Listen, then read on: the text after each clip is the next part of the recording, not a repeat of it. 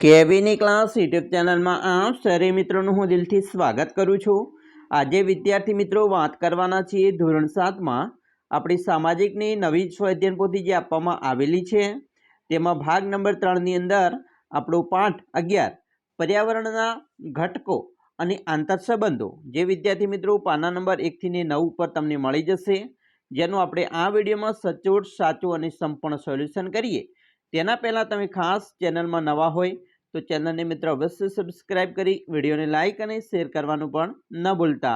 पाठ मित्रों 11 है पर्यावरणना घटकों और आंतरसंबंधों, जेनी अंदर विद्यार्थी मित्रों सौ प्रथम आपणो प्रश्न 1 है। नीचे आपेला दरेक प्रश्नना उत्तर माटे आपेल विकल्पमांथी साचो विकल्प शोधीने जवाब लखवानो छे। सौ प्रथम मित्रों पहलो प्रश्न है कि पर्यावरण में क्या आवरणनो समावेश करी शकाय नहीं, तो अहींया आपणो जवाब आवशे डी आभावरणनो। बीजू वातावरण में कोनो समावेश करवामां आवे छे, तो अहींया आपणो जवाब आवशे वायु, पाणीनी वराळ, धूळना रजकणों अने क्षारकणोनो। त्रीजू तमे वहेली सवारे समुद्र किनारे चालवा जाओ छो त्यां तमने कयो स्फूर्तिदायक वायु प्राप्त थशे, तो आपणो जवाब आवशे बी ओझोन। चौथुं सुनामी जेवा शक्तिशाળી विनाशक मोजा उत्पन्न करवामां कई प्रक्रिया जवाबदार नथी, तो दावानळ छे ए जवाबदार नथी। पछी पांचमू ध्रुव प्रदेशथी वहेता समुद्રના प्रवाह माटे नीचेनामांथी क्यू विधान साचुं छे, तो आपणो जवाब आवशे ध्रुव प्रदेशथी विषुववृत्त तरफ वहे छे। छठुं 10 થી 11 किलोमीटर जेटली ऊंडी खीण क्या महासागरमां आवेली छे, तो आपणो जवाब छे ए पेसिफिक महासागर। प्रश्न छे बे भरती के ओट वच्चेनो समयगाळो आशरे केटलो होय छे, तो आपणो मित्रों जवाब आवशे 12 અને 25 कलाकनो। आठमो क्यू बळतण प्रदूषण मुक्त बळतण नथी, तो जवाब आवशे पेट्रोल। 9 नीचेनामांथी कोनो हवा प्रदूषणना प्रदूषकोमां समावेश थतो नथी, तो जवाब आवशे ड रासायनिक खातरनो। 10 पृथ्वीनी सपाटीनो आशरे केटला टका भाग पाणी रोके छे, तो जवाब आवशे 71%। 11 आकृतिमां काळा रंगथी घेरायेलो भाग माटे क्यू विधान साचुं छे, तो आपणो जवाब आवशे मित्रों बी एटले के ते जलावर द्वारा रोकायेलो विस्तार छे अने ते 71% भाग रोके छे। प्रश्न 2 नो अ छे योग्य शब्द वडे नीचेना विधानो खलग्या पूर्ण करवानी छे। पहेलुं छे कि सूर्यमंडळनो एकमात्र एवो ग्रह खलग्या छे कि जेने कुदरती पर्यावरण भेट मळी छे, तो जवाब आवशे पृथ्वी। बीजो प्रश्न पृथ्वीना उपरना घन पोपड़ाने खलग्या आवरण कहेवाय छे, तो मृदावरण। त्रीजो वातावरण सूर्यना खलग्या किरणोथी जीवसृष्टिनुं रक्षण करे छे, तो पारजांबली। चौथुं सूर्य अने चंद्रना गुरुत्वाकर्षणना कारणे पृथ्वी पर खलग्या आवे छे, तो भरती ओट।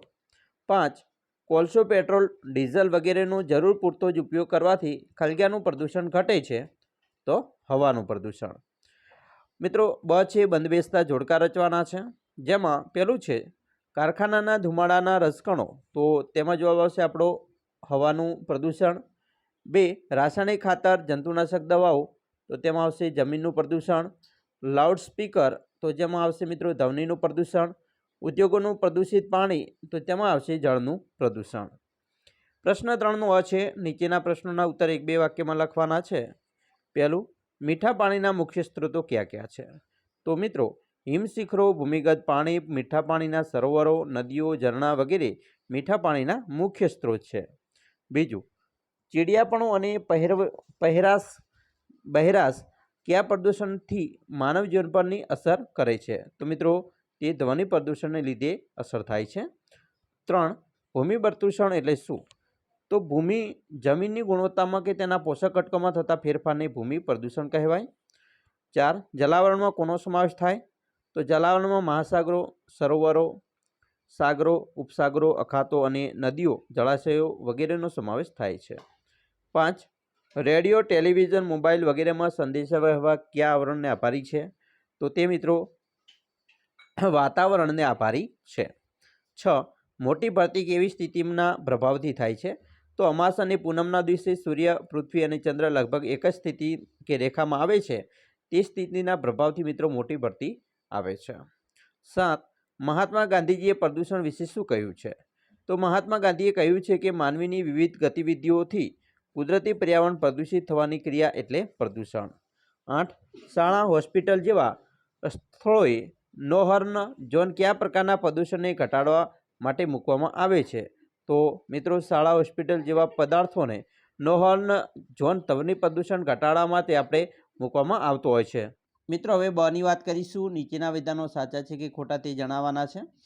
પહેલું છે, હવાનું પ્રદૂષણ ઘટાડવા વાહનો માટે PUCનો કડક અમલ કરવામાં આવે છે. તો આ વિધાન સાચું. બીજું, પૃથ્વી સપાટીનો નીચાણવાળો ભાગ જે પાણીથી ઘેરાયેલો છે તેને જલાવરણ કહે છે. તો આ વિધાન પણ સાચું છે. ત્રીજું, માનવ આસપાસના પર્યાવરણ સાથે આંતરક્રિયા કરતો નથી. તો આ વિધાન ખોટું છે. 4, પૃથ્વી પર સૂર્ય કરતાં ચંદ્ર ગુરુત્વાકર્ષણ બળ વધુ છે. તો આ વિધાન સાચું છે. 5, વધારે પડતા ઘોંઘાટથી ઘણા કીટકો અને સૂક્ષ્મ જીવાણુઓનો નાશ પામતા નથી. તો આ વિધાન પણ ખોટું છે. પ્રશ્ન 4 છે, જેમાં મિત્રો 2-3 વાક્યમાં ઉત્તર લખવાના છે. પહેલું છે, માનવ નિર્મિત પર્યાવરણ એટલે શું? મિત્રો, માનવીએ પોતાના બુદ્ધિ, કૌશલ્ય અને વિજ્ઞાનની મદદથી પર્યાવરણના જૈવિક અને અજૈવિક ઘટકોમાં કરેલા પરિવર્તનો અને તેના પરિણામ સ્વરૂપે બનેલી તમામ બાબતોનો સમાવેશ માનવ નિર્મિત પર્યાવરણમાં થાય છે. પછી, પાષાણ યુગનો આદિમાનવ ખોરાકની શોધમાં ભટકતું જીવન જીવતો હતો અને તે પોતાની જરૂરિયાત માટે પર્યાવરણને અનુરૂપ જીવન પણ જીવતો હતો. બીજું છે, જળ પ્રદૂષણ શા કારણે થાય છે? તો મિત્રો, જળ પ્રદૂષણ થવાના કારણો નીચે મુજબ છે, જેમાં 1, માનવીની દૈનિક ક્રિયા અને ઘર વપરાશનું ગટરનું ગંદુ પાણી ખુલ્લામાં છોડવું. ઉદ્યોગોમાં મિત્રો ઉત્પાદન પ્રક્રિયા માટે વપરાયેલું ગંદુ પાણી હોય.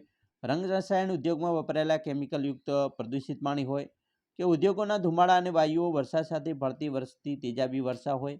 ખનિજ તેલના કૂવાઓ તેમજ ખનિજ તેલ વાહક જહાજોમાં થતા અકસ્માત કે ગળતણ અને ખેતીમાં વપરાતા રાસાયણિક ખાતરો અને જંતુનાશક દવાઓ બરાબર વગેરેથી પ્રદૂષણ થતું હોય છે.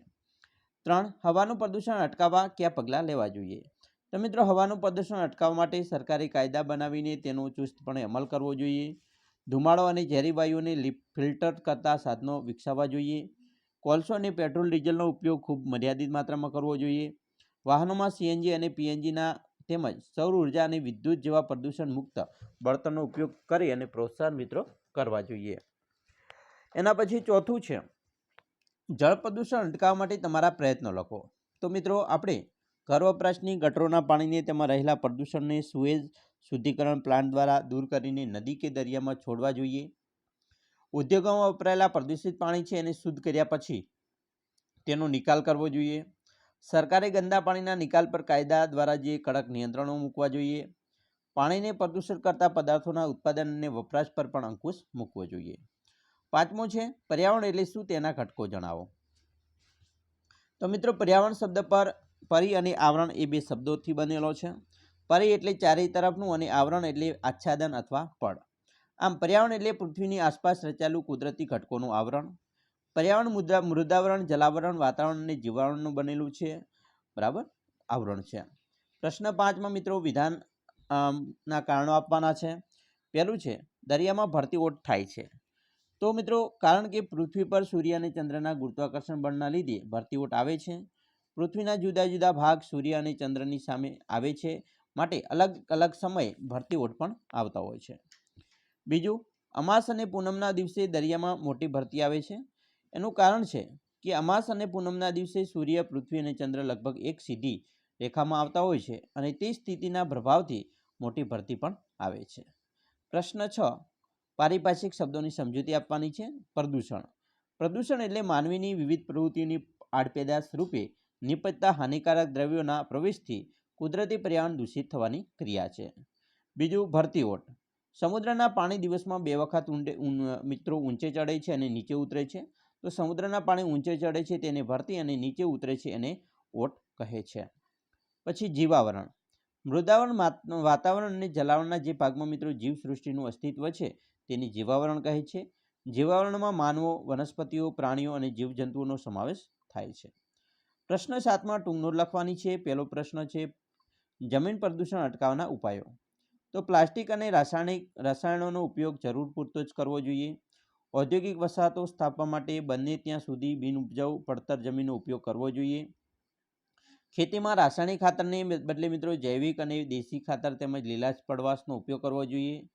પાકને કીટકો અને જંતુઓથી બચાવવા માટે વપરાતી જંતુનાશક દવાઓ જરૂરી પૂરતો જ વાપરવી જોઈએ અને ઘન કચરાનું વર્ગીકરણ તેનો પુનઃ ઉપયોગ કરવો જોઈએ. બીજો પ્રશ્ન છે ધ્વનિ પ્રદૂષણ અટકાવવાના ઉપાયો. તો વિદ્યાર્થી મિત્રો, ધ્વનિ પ્રદૂષણ અટકાવવાના ઉપાયની વાત કરીએ તો મારા ઘરના બધા વાહનો યોગ્ય સમયે સર્વિસ કરાવવા કહીશ. રેડિયો, ટેલિવિઝન, મોબાઈલ, વાજિંત્રો વગેરે ધીમા અવાજે વગાડીશ. સિનેમાઘરો અને જાહેર સભાગૃહોમાં ધ્વનિ શોષક યંત્ર અને પડદા લગાવવા કહીશ. સામાજિક પ્રસંગો, ઉત્સવો, ઉદ્ઘાટન પ્રસંગો કે લગ્ન પ્રસંગે મિત્રો વગેરેમાં બિનજરૂરી ઘોંઘાટ કરીશ નહીં. ઉજવણીના કાર્યક્રમો અને સરઘસોમાં ફટાકડા ફોડીશ નહીં. શાળા અને હોસ્પિટલ જેવા સ્થળો પાસે નો હોર્ન અને સાયલન્સ ઝોનનો કડક અમલ કરીશ. વિમાન મથકની આસપાસ ઉદ્યોગોના તથા શહેરના મુખ્ય રસ્તાઓની બંને બાજુએ વૃક્ષો ઉગાડીને વાહનોના અવાજનું નિયંત્રણ કરવાના પ્રયત્ન કરીશ. તો આવું વિદ્યાર્થી મિત્રો આપણે કરી શકીએ. પ્રશ્ન 8 છે માગ્યા મુજબ પ્રવૃત્તિ કરો. જેમાં છે વર્ગીકરણ કરવાનું છે.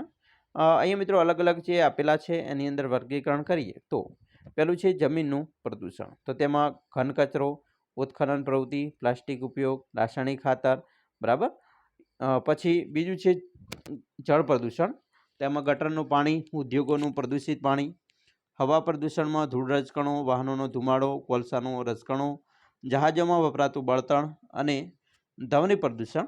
તો જેમાં મિત્રો જેટ વિમાનનો અવાજ આવે, ડીજેનો અવાજ અને લાઉડ સ્પીકરનો સમાવેશ થાય છે. બીજો પ્રશ્ન છે તમે જોયેલા પ્રદૂષણને ચિત્ર ચોંટાડી એ પ્રદૂષણના નામ લખો. તો મિત્રો આપણે અહીંયા તમે જોઈ શકો છો આ જમીનનું પ્રદૂષણ છે, બરાબર. આવા ચિત્ર ચોંટાડી શકાય. આ જળ પ્રદૂષણ છે. એના પછી જોઈએ, બરાબર.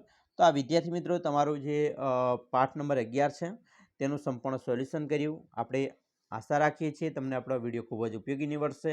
અને ખાસ વિડીયો ગમે હોય તો મિત્રો લાઇક, શેર અને સબસ્ક્રાઈબ કરવાનું પણ ન ભૂલતા.